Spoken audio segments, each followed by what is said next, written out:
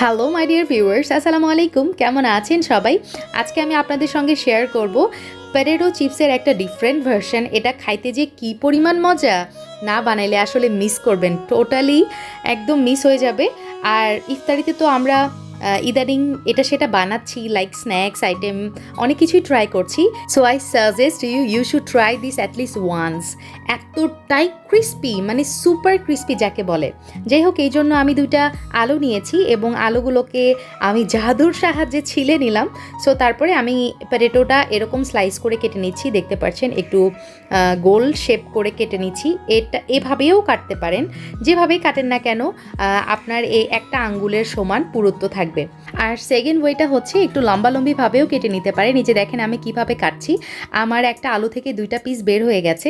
আপনাদের আলুটা যদি আরেকটু মোটা হয় সেক্ষেত্রে 3টা পিসও বের করে নেওয়া যায়, তবে খেয়াল রাখবেন একটা আঙ্গুলের সমান যেন আলুর পুরুত্ব থাকে। সো নেক্সটে আমি যেটা করব, আলুর পিসেসগুলা আমি পানির মধ্যে চুবিয়ে রাখবো কিছুক্ষণ। তারপরে আমার লাগছে 2টা কাবাবের কাঠি বা শাসলিক কাঠি। এই পর্যায়ে আলুর একটা স্লাইস নিয়ে নিলাম এবং কাবাবের কাঠি দুই পাশে দিয়ে দিলাম এবং ছুরির সাহায্যে দেখতে পাচ্ছেন ফার্স্টে আমি লম্বি করে কেটে নিচ্ছি। আর এই কাঠি দুইটা আমাকে যেটা হেল্প করছে, ছুরিটা কিন্তু আলুর একদম নিচ পর্যন্ত কাট হচ্ছে না, একটু বাকি রেখে ওপর পর্যন্ত জাস্ট কাটটা হচ্ছে। সো আমি উল্টিয়ে নিলাম আলু এবং সেম ওয়েতে আমি অপর পাশেও কেটে নিচ্ছি। সেম ওয়ে বলতে সেকেন্ড কাটটা আপনারা দিবেন একটু বাঁকা করে। সো তাহলেই দেখতে পারবেন আপনাদের ম্যাজিক্যাল পটেটো কিন্তু রেডি হয়ে যাবে।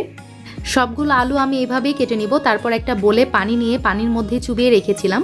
পানির মধ্যে রাখলে যেটা হবে, আলুগুলো কিন্তু অনেক সময় দেখা যায় বাইরে রাখলে কালো কালার চলে আসে বা কালচা কালার চলে আসে, পানির মধ্যে রাখলে সেটা হবে না। এই পর্যায়ে আমি যেটা করব, একটা আলুর স্লাইস নিয়ে শাসলিকের কাঠি ভিতরে গেঁথে দিচ্ছি। এটা করলে যেটা হবে, আলুটা ফ্রাই করার পর অনেক সময় পর্যন্ত ক্রিস্পি থাকবে আর দেখতেও কতটা সুন্দর লাগছে সেটা তো বলার অপেক্ষা রাখে না, তাই না? সো আলুটা ঢুকিয়ে নেওয়ার পর কাঠির ভিতর একটু হাতের সাহায্যে আমি লম্বাটে শেপ করে নিচ্ছি যাতে আমার ভাজতে সুবিধা হয়।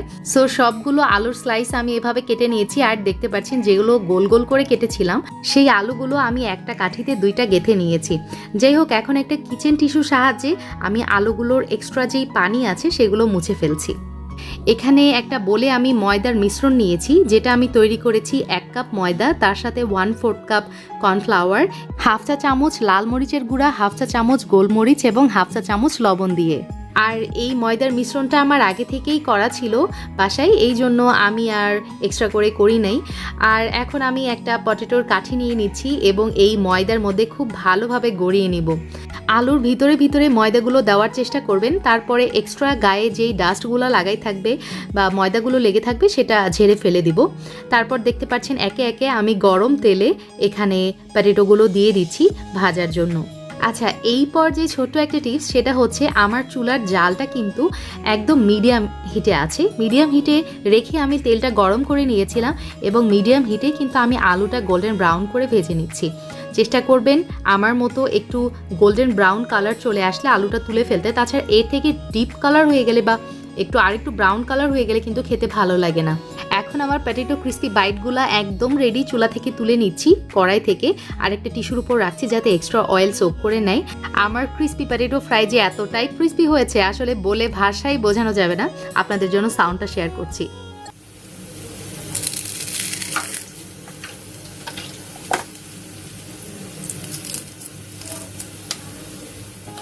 ওপর দিয়ে ছড়িয়ে দিলাম একটু চাট মশলা। খেতে অসম্ভব মজা হয়েছে, আমি কি বলবো। আলহামদুলিল্লাহ, আপনাদের ভাইয়া তো অনেক পছন্দ করেছে আর আমার তো এটা ফেভারিট হয়ে গেছে। So if you like my today's recipe then please give me a thumbs up and subscribe my YouTube channel. Bye bye.